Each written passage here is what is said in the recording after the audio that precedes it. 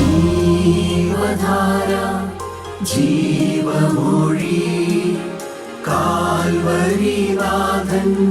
സ്നേഹമൊഴി തിരുനിറത്താൽ ജീവനേകും യേശുനാഥന്റെ ജീവമൊഴി ജീവധാര ജീവധാര ജീവധാര.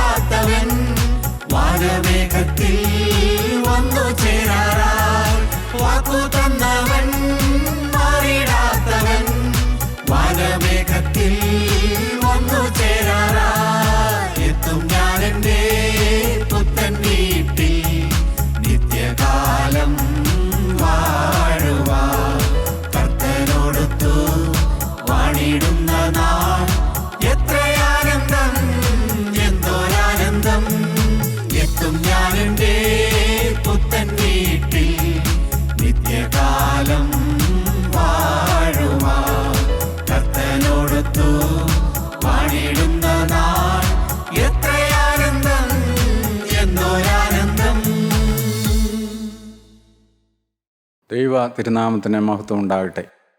ഇന്നത്തെ ധ്യാന വിഷയമായിട്ട് നമുക്ക് 1 തെസ്സലോനിയർ അതിൻ്റെ 4-ാം അധ്യായത്തിൻ്റെ 15, 16, 17, 18 വാക്യങ്ങൾ നമുക്ക് വായിക്കാം. കർത്താവ് താൻ ഗംഭീരനാദത്തോടും പ്രധാന ദൂതന്റെ ശബ്ദത്തോടും ദൈവത്തിന്റെ കാഹളത്തോടും കൂടെ സ്വർഗത്തിൽ നിന്ന് ഇറങ്ങി വരികയും ക്രിസ്തുവിൽ മരിച്ചവർ മുമ്പേ ഉയർത്തെഴുന്നേൽക്കുകയും ചെയ്യും. പിന്നെ ജീവനോടെ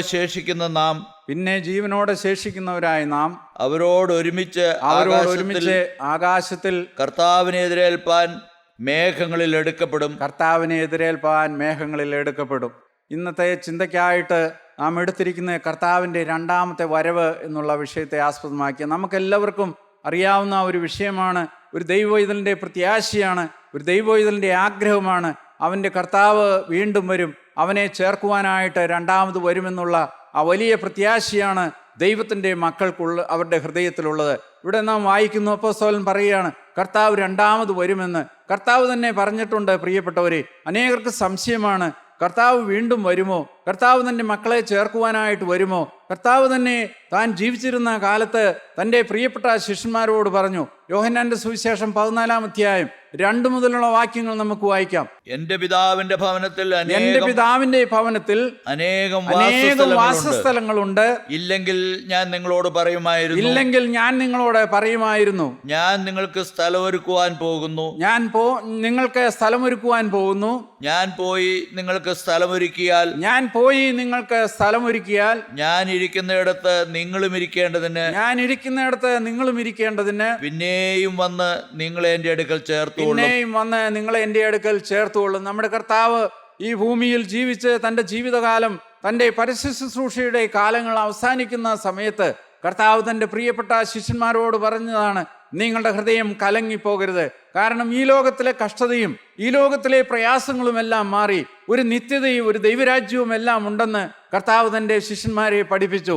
ഞാൻ പോകുന്നു, ഞാൻ ഒരു ഭവനമൊരുക്കുവാൻ പോവുകയാണ്. ഞാൻ പോയി ഭവനമൊരുക്കി കഴിഞ്ഞാൽ ഞാൻ ഇരിക്കുന്നിടത്ത് നിങ്ങളും ഇരിക്കേണ്ടതിന് പിന്നെയും വന്ന് നിങ്ങളെ എൻ്റെ അടുക്കൽ ചേർത്തുകൊള്ളും.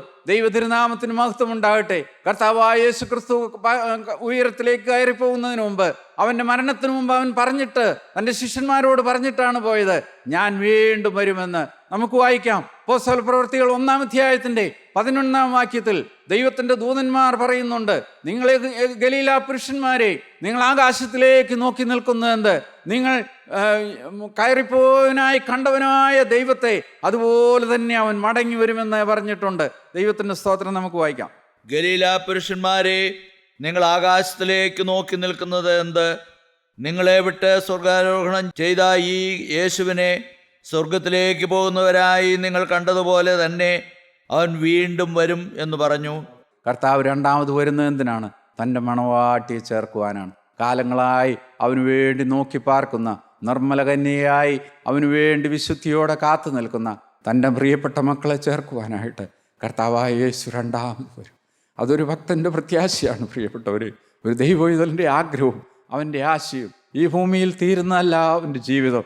അത് എവിടെ നിന്നാണ് ഈ പ്രത്യാശയെല്ലാം നമുക്ക് ലഭിക്കുന്നതെന്ന് ചോദിച്ചാൽ അതൊന്നും നമുക്കറിയത്തില്ല. എന്നാൽ നമ്മുടെ ഉള്ളിലിരുന്ന് ദൈവമക്കളായി നമുക്ക് വലിയൊരു പ്രത്യാശ കർത്താവ് തരികയാണ്. അപ്പോസ്തലനായ പൗലോസ് റോമാലേഖനത്തിൽ അതിൻ്റെ 8-ാം അധ്യായത്തിൻ്റെ 16-ാം വാക്യത്തിൽ നാം വായിക്കുന്നുണ്ട്.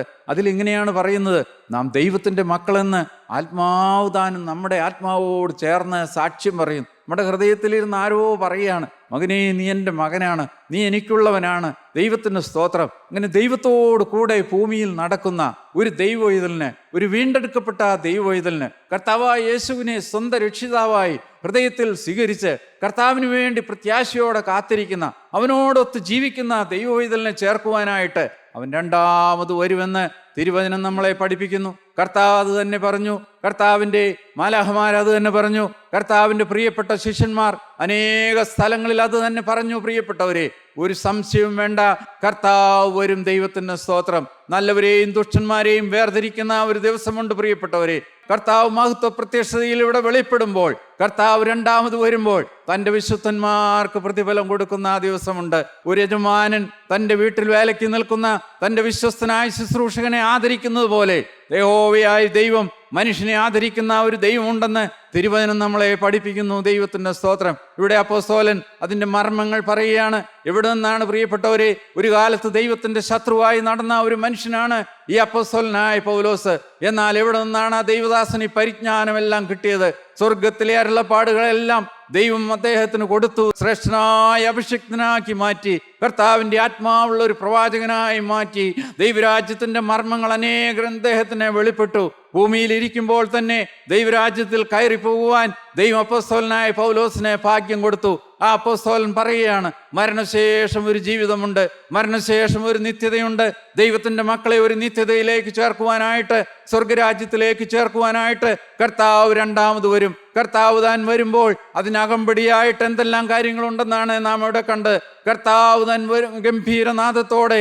ആദ്യമായിട്ട് നാം കാണുന്നത് ഗംഭീരനാദമാണ്. കർത്താവിന്റെ വരവിൽ ഒരു ഗംഭീരനാദമുണ്ട്, കർത്താവിന്റെ ഗംഭീര സ്വരം. നമുക്ക് വായിക്കാം യോഹന്നാന്റെ സുവിശേഷം 5-ാം അധ്യായത്തിന്റെ 25-ാം വാക്യം നമുക്ക് വായിക്കാം.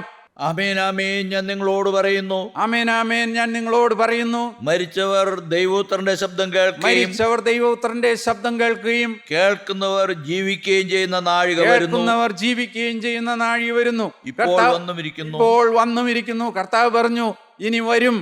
മരിച്ചവർ ജീവിക്കുന്ന നാഴിക വരും. ഇനി വരുമെന്ന് പറഞ്ഞത് കർത്താവിന്റെ രണ്ടാമത്തെ വരവിനെ കുറിച്ചാണ് പ്രിയപ്പെട്ടവരെ. എന്നാൽ അന്നും ചിലരെല്ലാം മരിച്ചവർ ദൈവശബ്ദം കേട്ടതായിട്ട് നാം കാണുന്നുണ്ട്. ലാസറിന്റെ അടുക്കൽ ചെന്നു കർത്താവ്. നമുക്ക് യോഹന്നാന്റെ സുവിശേഷം 11-ാം അധ്യായം എടുക്കാം. അതിൽ കർത്താവ് ലാസറിന്റെ ആ കല്ലറയുടെ വാതിക്കൽ ചെന്നുകൊണ്ട് 11-ാം അധ്യായത്തിന്റെ 43-ാം വാക്യം നമുക്ക് വായിക്കാം. ലാസറേ പുറത്തു വരിക എന്ന് കർത്താവിന്റെ ഗംഭീര സ്വരം കേട്ടപ്പോൾ നിദ്രയിലായിരുന്ന ലാസറ് പിടച്ചെഴുന്നേറ്റ് ഉയർത്തെഴുന്നേറ്റ് വന്നതായിട്ട് നമുക്കറിയാമല്ലോ. ദൈവനാമം മഹത്വപ്പെടുമാറായിട്ട് നമുക്ക് വായിക്കാം. ഇങ്ങനെ പറഞ്ഞിട്ട് അവൻ ലാസറേ പുറത്തു വരിക എന്ന് ഉറക്കെ വിളിച്ചു. ലാസറേ പുറത്തു വരിക എന്ന് ഉറക്കെ വിളിച്ചു. മരിച്ചവൻ പുറത്തു വന്നു. മരിച്ചവൻ പുറത്തു വന്നു. പ്രിയപ്പെട്ടവരെ, മരിച്ചവനെ ഉയർക്കുമോ? ദൈവവചനം വ്യക്തമായി പറയുന്നു, മരിച്ച ആത്മാവ് ജീവനുള്ളവനായി ഉയർക്കുന്ന ഒരു ദിവസമുണ്ട്. ദൈവത്തിന്റെ സ്തോത്രം. കർത്താവിന്റെ ഗംഭീര സ്വരം കേൾക്കുമ്പോൾ അവന്റെ മഹത്വമുള്ള ശബ്ദം, അവന്റെ ആ വലിയ ശബ്ദത്തിങ്കൽ മരിച്ചവർ ഉയർത്തെഴുന്നേൽക്കുമെന്ന് തിരുവചനം പറയുകയാണ്. കർത്താവിന്റെ ഗംഭീരനാദം മുഴങ്ങുമ്പോൾ ലാസർ ഉയർത്തെഴുന്നേറ്റതുപോലെ പ്രിയപ്പെട്ടവരെ, കർത്താവ് രണ്ടാമത് വരുമ്പോൾ സ്വർഗത്തിൽ നിന്ന് ഒരു വിളി ഉണ്ടാകും, ഇവിടെ കയറി വരിക എന്നുള്ള കർത്താവിന്റെ ഗംഭീര ശബ്ദം. അത് കേൾക്കുമ്പോൾ ഭൂമിയിലുള്ള വിശുദ്ധന്മാർ എവിടെയാണ് അവർ വിശ്രമിക്കുന്നതെങ്കിലും സമുദ്രത്തിലാണ് മരിച്ചുപോയെങ്കിൽ സമുദ്രം തന്നിലുള്ളവർ മരിച്ചവരെ ഏൽപ്പിച്ചു കൊടുക്കും. എവിടെയാണെന്നുള്ളത് പ്രശ്നമില്ല പ്രിയപ്പെട്ടവരെ.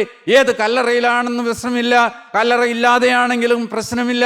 അന്ന് ദൈവശബ്ദം കേൾക്കുമ്പോൾ അവന്റെ മൃതന്മാർ ജീവിച്ചെഴുന്നേൽക്കും. അവന്റെ വിശുദ്ധന്മാർ ആകാശമേഘങ്ങളിലേക്ക് സ്വർണ്ണ തേരിൽ പറക്കുന്ന ഒരു ദിവസമുണ്ട് പ്രിയപ്പെട്ടവരെ. കർത്താവായ യേശുവിന്റെ ഇമ്പമുള്ള സ്വരം നമുക്ക് വീണ്ടും വായിക്കാം. നമ്മൾ വായിക്കുന്നുണ്ട് മർക്കോസിന്റെ സുവിശേഷം 5-ാം അധ്യായത്തിന്റെ 41-ാം വാക്യത്തിലും കർത്താവിന്റെ ഗംഭീര സ്വരം ഒരു വ്യക്തിയെ ഉയർപ്പിക്കുന്നതായിട്ട് നാം കാണുന്നുണ്ട്. ഇവിടെ കയറി വരിക എന്നുള്ള ശബ്ദം അതിനി നമ്മൾ കേൾക്കാനിരിക്കുന്നേ ഉള്ളൂ. ലാസറിന്റെ കല്ലറയ്ക്കൽ ചെന്ന് കർത്താവ് തന്റെ ഗംഭീര സ്വരം മുഴക്കി, ലാസറേ പുറത്തേക്ക് വരിക എന്ന് പറഞ്ഞപ്പോൾ മരിച്ചു കിടന്ന ലാസർ 4 ദിവസമായി മരിച്ചിട്ട് 4 ദിവസമായി കിടന്നവൻ അവൻ എഴുന്നേറ്റ് വന്നു. ദൈവത്തിന്റെ സ്തോത്രം നമുക്ക് വായിക്കാം. ബാലേ എഴുന്നേൽക്ക എന്നർത്ഥമുള്ള തലീത കൂമി എന്ന് പറഞ്ഞപ്പോൾ ആ ബാല എഴുന്നേറ്റ് വന്നു എന്ന് നാം കാണുന്നുണ്ട്. പ്രിയപ്പെട്ടവരെ, ഇപ്പോൾ മരിച്ചവർ ഉയർത്തെഴുന്നേൽക്കും, ഇനിയും മരിച്ചവർ ഉയർത്തെഴുന്നേൽക്കുമെന്ന് കർത്താവ് 3 കാര്യങ്ങളിൽ തെളിയിച്ചു. യായിറോസിന്റെ മകളുടെ അടുക്കൽ ചെന്ന് ബാല എഴുന്നേൽക്കുക എന്ന് പറഞ്ഞ് അവളെ എഴുന്നേൽപ്പിച്ച ജീവനുള്ള ദൈവത്തിന്റെ ഗംഭീര സ്വരം. പ്രിയപ്പെട്ടവരെ, പിന്നെയും നാം കാണുന്നുണ്ട് ആ നയീൻ പട്ടണത്തിലെ വിധവ. ലൂക്കോസിന്റെ സുവിശേഷം 7-13-ഉം 14-ഉം വാക്യങ്ങൾ നമുക്ക് വായിക്കാം. അവളെ കണ്ടിട്ട് കർത്താവ് മനസ്സലിഞ്ഞ് അവളോട് കരയേണ്ട എന്ന് പറഞ്ഞു. അവൻ അടുത്തിയെന്ന് മഞ്ചം തൊട്ടു. ചുമക്കുന്നവർ നിന്നു. ബാല്യക്കാരായി എഴുന്നേൽക്കുക. കർത്താവിന്റെ ഗംഭീര സ്വരം. പ്രിയപ്പെട്ടവരെ, കർത്താവിന്റെ ഗംഭീര സ്വരം അത് പുറത്തേക്ക് വരുമ്പോൾ, കർത്താവ് തന്റെ തിരുവായി തുറങ്ങുമ്പോൾ മരിച്ചവൻ ഉയർത്തെഴുന്നേൽക്കുമെന്ന് ദൈവത്തിന്റെ തിരുവചനം വളരെ വ്യക്തമായി നമ്മോട് പറയുകയാണ്. പ്രിയപ്പെട്ട സഹോദരി സഹോദരന്മാരെ, കർത്താവായ യേശു ക്രിസ്തു മരിച്ചവരിൽ നിന്ന് ആദ്യഫലമായി ആദ്യമായിട്ട് ഉയർത്തെഴുന്നേറ്റതായിട്ട് കൊരിന്ത്യർ ലേഖനം 1 കൊരിന്ത്യർ 15-ാം അധ്യായത്തിന്റെ 20-ാം വാക്യത്തിൽ നാം വായിക്കുന്നു. നമ്മുടെ സഹോദരനായ, നമ്മുടെ മൂത്ത സഹോദരനായ നമ്മുടെ കർത്താവായ യേശു ക്രിസ്തു മരിച്ചവരുടെ ഇടയിൽ നിന്ന് ആദ്യഫലമായി ഉയർത്തെഴുന്നേറ്റതുപോലെ പ്രിയപ്പെട്ട ദൈവമക്കളെ നമ്മൾ ഉയർക്കുന്ന നല്ല ദിവസമുണ്ട്. പ്രിയപ്പെട്ടവരെ, മരിച്ചവരും മൗനതയിലിറങ്ങിയവരും ദൈവത്തെ സ്തുതിക്കുന്നില്ല. എന്നാൽ നാമോ ഇന്നു മുതൽ എന്നേക്കും ദൈവത്തെ സ്തുതിക്കും. നമ്മുടെ വായിൽ സ്തുതി തന്ന നല്ല ദൈവമുണ്ട്. പ്രിയപ്പെട്ടവരെ, കർത്താവിന്റെ ഗംഭീര സ്വരം നാം കേൾക്കും. നമുക്ക് വായിക്കാം 15-ാം അധ്യായത്തിന്റെ 20-ാം വാക്യം. എന്നാൽ ക്രിസ്തു നിദ്ര കൊണ്ടവരിൽ ആദ്യഫലമായി മരിച്ചവരുടെ ഇടയിൽ നിന്ന് ഉയർത്തിയിരിക്കുന്നു. സ്തോത്രം. ക്രിസ്തു മരിച്ചവരിൽ ആദ്യഫലമായി മരിച്ചവരുടെ ഇടയിൽ നിന്ന് ഉയർത്തെഴുന്നേറ്റതുപോലെ കർത്താവിൽ വിശ്വസിക്കുന്ന ദൈവത്തിൻ്റെ മക്കൾ ഒരു നാൾ ഉയർത്തെഴുന്നേൽക്കുമെന്ന് ദൈവ തിരുവചനം പറയുകയാണ്. അപ്പോൾ കർത്താവിൻ്റെ ഗംഭീര സ്വരം എന്താണ്? അത് മരിച്ചവരെ ജീവിപ്പിക്കുന്ന ശബ്ദമാണ്. കല്ലറയിൽ വിശ്രമിക്കുന്ന കർത്താവിൻ്റെ വിശുദ്ധന്മാർ കാലങ്ങളായി കാത്തിരുന്ന അവരുടെ പ്രിയനു വേണ്ടി കാത്തിരുന്ന മണവാട്ടിയെ ചേർക്കുവാനായിട്ട് ഒരു ദിവസം വാഴ്ത്തപ്പെട്ട കർത്താവ് ഭൂമിയിലേക്ക് അവൻ്റെ ഗംഭീര സ്വരം അയക്കും. ഇവിടെ കയറി വരിക എന്നുള്ള ദൈവശബ്ദം, ഇവിടെ കയറി വരിക എന്ന കർത്താവിൻ ഗംഭീരനാദം കേട്ടിടും. മധ്യാകാശത്തിങ്കൽ മണിപ്പന്തലിൽ മണവാട്ടി സഭയുടെ വെളി നടക്കും.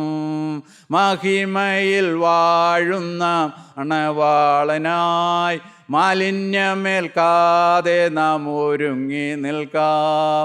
വാനത്തിൽ മേഘത്തിൽ മധ്യാകാശത്തിൽ വന്നിടും കാന്തനായി ഒരുങ്ങി നിൽക്കാം. വീണ്ടെടുക്കപ്പെട്ട ദൈവജനമേ, വിശുദ്ധിയെ തികച്ചു നാം ഒരുങ്ങി നിൽക്കാം. 2 കൊരിന്ത്യർ 5-ാം അധ്യായത്തിന്റെ 1-ാം വാക്യമാണ്. കൂടാരമായ എൻ്റെ ഭവനം അഴിഞ്ഞു പോയാൽ കൈപ്പണിയല്ലാത്തതും ദൈവം ശില്പിയായി നിർമ്മിച്ചതുമായ ഒരു ഭവനം എനിക്ക് സ്വർഗത്തിലുണ്ട്. ദൈവത്തിൻ്റെ സ്തോത്രം. പ്രിയപ്പെട്ടവരെ, എന്തു വലിയ പ്രത്യാശയാണ് ഒരു ദൈവഭക്തൻ്റെ ജീവിതത്തിൽ. അവൻ്റെ സന്തോഷത്തിൻ്റെ അടിസ്ഥാനം എന്താണ്? അവൻ മരിച്ചാൽ അവൻ പിന്നെയും ജീവിക്കും. ദൈവത്തിൻ്റെ സ്തോത്രം. അവൻ്റെ മരണശേഷം അവന് നിത്യമായൊരു ജീവിതമുണ്ട്. ഒന്നാമത് കർത്താവിൻ്റെ ഗംഭീര സ്വരം, അത് മരിച്ചവരെ ഉയർപ്പിക്കുന്നതാണ്. രണ്ടാമത് നാം വായിക്കുന്നത് എന്താണ്? കർത്താവിൻ്റെ ഗംഭീരനാദം, പ്രധാന ദൂതൻ്റെ ശബ്ദം. എന്താണ് പ്രിയപ്പെട്ടവരെ പ്രധാന ദൂതൻ്റെ ശബ്ദം? പ്രധാന ദൂതൻ ആരാണെന്ന് നമുക്കറിയാം. ദൈവത്തിൻ്റെ മാലാഖയായ മിഖായേലാണ്. നമുക്ക് വായിക്കാം ദാനിയേൽ പ്രവചനം 10-ാം അധ്യായത്തിൻ്റെ 12-ഉം 13-ഉം വാക്യങ്ങൾ നമുക്ക് വായിക്കാം. അവൻ എന്നോട് പറഞ്ഞത്, ദാനിയേലേ, ഭയപ്പെടേണ്ട. നീ തിരിച്ചറിയേണ്ടതിനും നിന്റെ ദൈവത്തിൻ്റെ മുമ്പാകെ നിന്നെ തന്നെ താഴ്ത്തേണ്ടതിനും മനസ്സുവെച്ച ആദ്യ ദിവസം മുതൽ നിന്റെ വാക്ക് കേട്ടിരിക്കുന്നു. നിന്റെ വാക്ക് ഹേതുവായി തന്നെ ഞാൻ വന്നിരിക്കുന്നു. പാർസ്യ രാജ്യത്തിൻ്റെ പ്രഭു 21 ദിവസം എന്നോട് എതിർത്തു നിന്നു. പാർസി രാജ്യത്തിൻ്റെ പ്രഭു 21 ദിവസം ദാനിയേൽ പ്രാർത്ഥിച്ചു തുടങ്ങിയിട്ട് ദിവസങ്ങൾ പലതായി പ്രിയപ്പെട്ടവരെ. എന്നാൽ പ്രാർത്ഥനയ്ക്ക് മറുപടിയുമായിട്ട് വരുന്ന ദൈവത്തിൻ്റെ മാലാഹയെ തടുത്തുകൊണ്ട് പാർസി രാജ്യത്തിൻ്റെ പ്രഭു അഥവാ സാത്താൻ അങ്ങനെ നിൽക്കുകയാണ്. 21 ദിവസമായി തടഞ്ഞു നിൽക്കുകയാണ്. എന്നാൽ തടസ്സങ്ങളെ ഭേദിക്കുന്നവൻ സ്വർഗരാജ്യത്തിൻ്റെ സൈനികനായ ആ മിഖായേൽ ദൂതൻ ഭൂമിയിലേക്ക് ഇറങ്ങി വരുന്നതായിട്ട് നമ്മൾ കാണുകയാണ്. പ്രിയപ്പെട്ട ദൈവമക്കളെ, കർത്താവായ യേശു ക്രിസ്തുവിൻ്റെ മണവാട്ടി സഭ സ്വർഗത്തിലേക്ക് എടുക്കപ്പെടുമ്പോൾ തടസ്സക്കാരനായിട്ട് അവരെ സ്വർഗത്തിലേക്ക് കൊണ്ടുപോകാതിരിക്കുന്നതിന് വേണ്ടി തടസ്സമുണ്ടാക്കി ഈ ഭൂമിയുടെ അധിപതിയായ, ലോകത്തിൻ്റെ അന്ധകാരത്തിൻ്റെ അധിപതിയായ സാത്താൻ അവൻ ആവുന്നു പരിശ്രമിക്കുമ്പോൾ പ്രധാന ദൂതനായ ആ മിഖായേല്, ആ പ്രധാന ദൂതന്റെ ശബ്ദം, അവന്റെ ശബ്ദത്തിങ്കൽ അവൻ സാത്താനെ ഖനിച്ചു കളയുമെന്ന് തിരുവചനം നമ്മളെ പഠിപ്പിക്കുകയാണ്. യൂദായുടെ ലേഖനം 9-ാം വാക്യം. എന്നാൽ പ്രധാന ദൂതനായ മീഖായേൽ മോശയുടെ ശരീരത്തെക്കുറിച്ചും പിശാചിനോട് തർക്കിച്ചു വാദിക്കുമ്പോൾ, സ്തോത്രം, പ്രധാന ദൂതനായ മിഖായേൽ പോലും മോശയുടെ ശരീരത്തിന് വേണ്ടി തർക്കിച്ച് വാദിക്കുകയാണ്. ഒരു സാത്താൻ പറയുകയാണ്, എനിക്ക് അവകാശപ്പെട്ടതാണെന്ന് പറഞ്ഞ് ദൈവത്തിൻ്റെ മക്കളെ തടുക്കുമ്പോൾ, അവരുടെ യാത്രയെ തടുക്കുമ്പോൾ, പ്രിയപ്പെട്ടവരെ, അവരെ മാറ്റിക്കളഞ്ഞ് അവരുടെ ശക്തിയെ ത്യജിച്ചു കളഞ്ഞ് അവരിൽ നിന്ന് ജയം പ്രാപിച്ച് അവരിൽ നിന്ന് ദൈവത്തിൻ്റെ മക്കളെ മുന്നോട്ട് കൊണ്ടുപോകുവാനായിട്ട് മിഖായേൽ അന്ന് വെളിപ്പെടും. അതാണ് പ്രധാന ദൂതന്റെ ശബ്ദം. അന്ധകാര ശക്തികളെ ഫൽസിച്ചകറ്റി ഈ ലോകത്തിൻ്റെ അന്ധകാര ശക്തികളെ എല്ലാത്തിൽ നിന്നും ദൈവത്തിൻ്റെ മക്കളെ വിടുവിച്ച് തൻ്റെ വിശുദ്ധന്മാരെ സ്വർഗരാജ്യത്തിലേക്ക് കൊണ്ടുപോകുമ്പോൾ എല്ലാ തടസ്സങ്ങളും മാറ്റുവാനായിട്ട് ദൈവം തൻ്റെ പ്രധാന ദൂതനെ അയക്കുന്നതായി വരുന്നതായിട്ട് നാം കാണുകയാണ്. പ്രധാന ദൂതനായ മിഖായേലിൻ്റെ ശബ്ദം. പിന്നെ ഒരു കാര്യം കൂടി നാം കാണുകയാണ്, ദൈവത്തിൻ്റെ കാഹളം. എന്തിനാണ് പ്രിയപ്പെട്ടവരെ കാഹളം ഊതുന്നത്? വലിയ കാഹള ശബ്ദം കേൾക്കുകയാണ്. എന്തുകൊണ്ടാണ് ഈ കാഹളം ഊതുന്നത്? എന്തിനു വേണ്ടിയിട്ടാണ് കർത്താവിൻ്റെ രണ്ടാമത്തെ വരവിൽ കാഹളം ഊതുന്നത്? സംഖ്യാപുസ്തകം 10-ാം അധ്യായത്തിൻ്റെ 1, 2, 3 വാക്യങ്ങൾ നമുക്ക് വായിക്കാം. യഹോവ പിന്നെയും മോശയോട് അരുളിച്ചത്, വെള്ളി കൊണ്ട് 2 കാഹളം ഉണ്ടാക്കുക, അടുപ്പുപണിയായി അവയെ ഉണ്ടാക്കണം. അവ നിനക്ക് സഭയെ വിളിച്ചു കൂട്ടുവാനും പാളയത്തെ പുറപ്പെടുവിപ്പാനും ഉതകണം. എന്തിനാണ് ദൈവത്തിൻ്റെ പ്രധാന ദൂതന്റെ ശബ്ദവും ദൈവത്തിൻ്റെ കാഹളം ഊതി എന്താണ്? ദൈവമക്കളെ വിളിക്കുകയാണ്.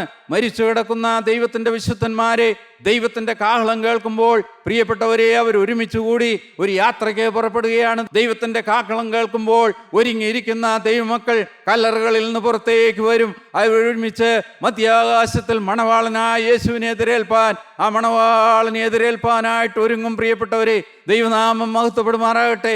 എത്രയോ വലിയ പ്രത്യാശയാണ്. മനസ്സാന്തരപ്പെട്ട് ജീവിതം കർത്താവിന് കൊടുത്ത് തൻ്റെ സ്വന്തം ജീവിതം യേശുവിന് വേണ്ടി വേർതിരിച്ച് കർത്താവിൻ്റെ രണ്ടാമത് വരവിന് വേണ്ടി കാത്തിരിക്കുന്നതായ ഒരു ദൈവഭക്തന്റെ പ്രത്യാശയാണ് അതെല്ലാം. പ്രിയപ്പെട്ടവരെ, അവനറിയാം, അവൻ്റെ ഹൃദയത്തിൽ ഒരു ഉറപ്പുണ്ട്. എവിടെ നിന്നാണ് ഈ ഉറപ്പ് വരുന്നതെന്ന് ചോദിച്ചാൽ അതെല്ലാം ഒരു മർമ്മമാണ്. പ്രിയപ്പെട്ടവരെ, ഉറപ്പ് തരുന്നത് ആരാണ്? ദൈവത്തിൻ്റെ പരിശുദ്ധാത്മാവ്, ദൈവത്തിൻ്റെ വചനം, ദൈവത്തിൻ്റെ ജീവനുള്ള വചനത്തിൽ എഴുതിയിരിക്കുന്നതുകൊണ്ട് അത് വിശ്വസിക്കുവാൻ ദൈവത്തിൻ്റെ പൈതലിന് നല്ല ഹൃദയത്തിൽ നല്ല ബോധ്യമുണ്ട്. ഒരു നാളിൻ്റെ കർത്താവ് വരും എന്നെ ചേർക്കുവാനായിട്ട്, എന്നെ മധ്യാകാശത്തിൽ വേളിയൊഴിക്കുവാനായിട്ട്, എന്നെ ദൈവരാജ്യത്തിലേക്ക് കൊണ്ടുപോയി എനിക്ക് വേണ്ടി ഒരുക്കിയിരിക്കുന്ന ഭവനത്തിൽ എന്നെ ചേർത്ത് നിർത്തി അവിടെ എന്നെ ചേർക്കുന്ന ആ ഒരു ദിവസമുണ്ട്. ദൈവത്തിൻ്റെ പ്രത്യാശ എത്ര വലിയ പ്രത്യാശയാണ് പ്രിയപ്പെട്ടവരെ. ഈ ലോകത്തിലെ മനുഷ്യർ എല്ലാവരും കല്ലറയുടെ ഉള്ളിൽ ഉറങ്ങുകയാണ്. ഈ ലോകത്തിൽ അനേകർ മനുഷ്യൻ 2ആയി തിരിയുന്ന ഒരു ദിവസമുണ്ടെന്ന് തിരുവചനം നമ്മളെ പഠിപ്പിക്കുന്നുണ്ട്.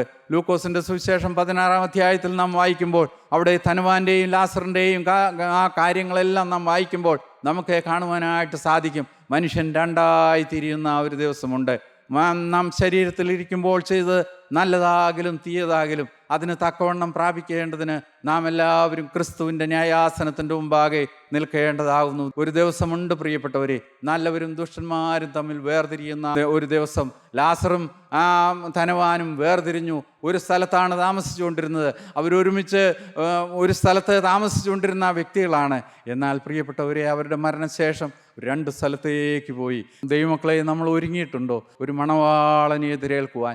വിശുദ്ധനായൊരു മണവാളനെ എതിരേൽപ്പാൻ ഒരു വിശുദ്ധ മണവാട്ടിയായി നമ്മൾ ഒരുങ്ങിയിട്ടാണോ നിൽക്കുന്നത്? പ്രിയപ്പെട്ടവരെ, അവൻ വരും. പ്രിയൻ വരും നാൾ ഇനി അധികമില്ല. പ്രിയൻ വരും നാൾ ഇനി അധികമില്ല. സിയോൻ പുരം നമുക്കിനി അകലമല്ല. പ്രിയൻ വരും നാൾ ഇനി അധികമില്ല. സിയോൻ പുരം നമുക്കിനി അകലമല്ല. ഓട്ടം തികച്ചു നാമക്കരെ നാട്ടിൽ, ഒട്ടും കണ്ണുനീരില്ലാത്ത വീട്ടിൽ, ഒരു നാളിൽ നാം അണഞ്ഞിടുമ്പോ ഓടിപ്പോയിടും ഖേദമെല്ലാം. പ്രിയൻ വരും നാളിനി അധികമില്ല. സിയോൻ പുരം നമുക്കിനി അകലമല്ല. നമ്മൾ ഓർക്കും, നമുക്ക് നല്ല ആരോഗ്യമുള്ളപ്പോൾ നല്ല പ്രായത്തിലൊക്കെ ദൈവത്തെ നമുക്കറിയാമല്ലോ, നമ്മൾ ആദാമിൻ്റെ സന്തതികളായി ജനിച്ചവരാണ്. ആദാമിൽ എല്ലാവരും പാപികളായി തീർന്നു എന്ന് തിരുവചനം പറയുന്ന മാതിരി ആദാമ്യ അതിനോടാണ് നമുക്ക് താല്പര്യം. അപ്പോൾ ആരെങ്കിലും ഒരു ദൈവവചനമൊക്കെ പറയുകയും ദൈവത്തിലേക്ക് തിരിയുകയൊക്കെ ചെയ്യുകയാണെങ്കിൽ, നല്ല ആരോഗ്യമുള്ള സമയത്താണെങ്കിൽ നമ്മൾ ചിന്തിക്കും, ഇപ്പോൾ നല്ല ആരോഗ്യമുണ്ട്, നല്ല കഴിവുണ്ട്, എല്ലാ കാര്യത്തിനും നല്ല മിടുക്കുണ്ട്, കുറച്ചുകൂടെ കഴിയട്ടെ, പ്രായമാകട്ടെ, അപ്പോൾ ദൈവത്തിൻ്റെ വേല ചെയ്യുകയും ദൈവത്തിലേക്ക് തിരിയുകയും ചെയ്യാം. അനേകർ പറയുന്നതാണ് പ്രിയപ്പെട്ടവരെ. എന്നാൽ ഒരു കാലത്തും അത് സാധിക്കുന്ന കാര്യമില്ല. ഇപ്പോഴാകുന്നു സുപ്രസാദ കാലം. ഇപ്പോൾ നമ്മൾ തിരിയുക പ്രിയപ്പെട്ടവരെ, ദൈവത്തിലേക്ക് തിരിയുക. ദൈവത്തെ അന്വേഷിക്കുന്ന ബുദ്ധിമാനുണ്ടോ എന്ന് കാണുവാൻ യഹോവ സ്വർഗത്തിൽ നിന്ന് മനുഷ്യപുത്രന്മാരെ നോക്കുകയാണ്. ദൈവം ബുദ്ധിമാനായി കാണുന്ന ആരെയാണ് പ്രിയപ്പെട്ടവരെ? ദൈവത്തെ അന്വേഷിക്കുന്നവരെയാണ്. കാരണം എന്താണെന്നറിയാമോ? ഈ ദുഷ്ടലോകത്തിന് ഒരന്ത്യമുണ്ടെന്നും അത് നാശത്തിലേക്ക് ഒഴുകിക്കൊണ്ടിരിക്കുകയാണെന്നും നിത്യത നരകത്തിലേക്ക് പോകുന്ന അനേകർ ഈ ലോകത്തിൽ ജീവിക്കുന്നുവെന്നും ദൈവത്തിൻ്റെ പരിശുദ്ധാത്മാവ് കണ്ട് ദൈവം തൻ്റെ ദാസന്മാരെ ലോകത്തിലേക്ക് അയച്ചിരിക്കുകയാണ്. നമ്മൾ ചിന്തിച്ചുവല്ലോ, ലോകത്തിൽ ഈ ദൈവവചനം മുഴുവൻ ദൈവത്തിൻ്റെ വിളിയാണ് നമ്മൾ കാണുന്നത്. പ്രിയപ്പെട്ടവരെ, പാപിയെ വിളിക്കുന്ന ദൈവസ്നേഹത്തിൻ്റെ വിളി. നിങ്ങളാരും നശിച്ചു പോകേണ്ട ആവശ്യമില്ല. അധ്വാനിക്കുന്നവരും ഭാരം ചുമക്കുന്ന ഏവരുമേ, നിങ്ങളെല്ലാവരും എൻ്റെ അടുക്കൽ വരുവീൻ, ഞാൻ നിങ്ങളെ ആശ്വസിപ്പിക്കും. ആശ്വാസപ്രദനായ ഒരു ദൈവം, പാപിയെ നീതീകരിക്കുന്നവൻ, ഈ ഭൂമിയിലെ ജീവിതം കഴിഞ്ഞ് ഒരു ദൈവരാജ്യത്തിലേക്ക് അവനെ കൊണ്ടെത്തിക്കുന്നവൻ. ദൈവത്തിൻ്റെ സ്തോത്രം. കർത്താവ് രണ്ടാമത് വരാറായി പ്രിയപ്പെട്ടവരെ. അവൻ്റെ വരവേറ്റവും അടുത്തിരിക്കണം. നാം ഒരുങ്ങണം പ്രിയപ്പെട്ടവരെ. ഒരു നാൾ ഈ നശ്വര ലോകം വിട്ട് നിത്യതയിലെത്തുമ്പോൾ പിന്നെ എന്നും സന്തോഷമാണ്. ഈ ലോകത്തിൽ കണ്ണുനീരുണ്ട്. ദൈവത്തിൻ്റെ വചനത്തിൽ അപ്പോസ്തലനായ പൗലോസ് പറഞ്ഞു, റോമാലേഖനം 8-ാം അധ്യായത്തിൻ്റെ 18-ാം വാക്യത്തിൽ നാം വായിക്കുന്നുണ്ട്, നമ്മിൽ വെളിപ്പെടുവാനുള്ള തേജസ് വിചാരിച്ചാൽ ഈ കാലത്തിലെ കഷ്ടങ്ങൾ സാരമില്ല എന്ന് ഞാൻ എണ്ണുന്നു. ഈ കാലത്തിലെ കഷ്ടങ്ങൾ സാരമില്ല. ഈ ലോകത്തിൽ കഷ്ടമുണ്ട് പ്രിയപ്പെട്ടവരെ. ഇവിടെ രോഗമുണ്ട്, വാർദ്ധക്യമുണ്ട്, വേദനയുണ്ട്, അവഗണനയുണ്ട്, പലതുമുണ്ട് പ്രിയപ്പെട്ടവരെ. ദൈവത്തിൻ്റെ സ്തോത്രം. ഇതെല്ലാം തീരുന്ന ഒരു നല്ല ദിവസമുണ്ട് പ്രിയപ്പെട്ടവരെ. ദൈവരാജ്യത്തിൽ നാം എത്തുമ്പോൾ ഓടാനുഓടി മാലാഹമാരോടൊത്ത്, ഓടാനുഓടി വിശുദ്ധരോടൊത്ത്, യേശുവിനോടൊത്ത് നമ്മൾ ആർത്തുപോടി സ്തുതിക്കുമ്പോൾ ദുഃഖം മാറിപ്പോകും, കണ്ണുനീർ മാറിപ്പോകും. അവിടെ രോഗമില്ല, ദുഃഖമില്ല, ഭാരമില്ല, പ്രയാസമില്ല. There is no more cancer over there. അവിടെ അർബുദബാധ ഇല്ല പ്രിയപ്പെട്ടവരെ.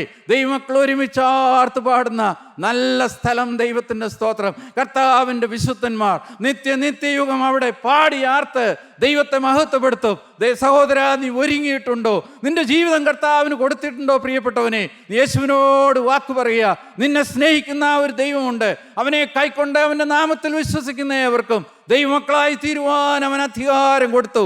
ദൈവരാജ്യത്തിലേക്ക് നിന്നെ ചേർക്കുവാനായിട്ട് കർത്താവ് വരുമ്പോൾ നീ എടുക്കപ്പെടണമെങ്കിൽ പ്രിയപ്പെട്ടവനെ, നീ അതിനു വേണ്ടി ഒരുങ്ങണം. നീ യൗവനക്കാരനായിരിക്കാം, എന്നാൽ ദൈവത്തിൻ്റെ വചനത്തിൽ രാജാവായ ശലോമോൻ പറഞ്ഞു, നിന്റെ യൗവനകാലത്ത് നിന്റെ സൃഷ്ടാവിനെ ഓർത്തുകൊള്ളുക.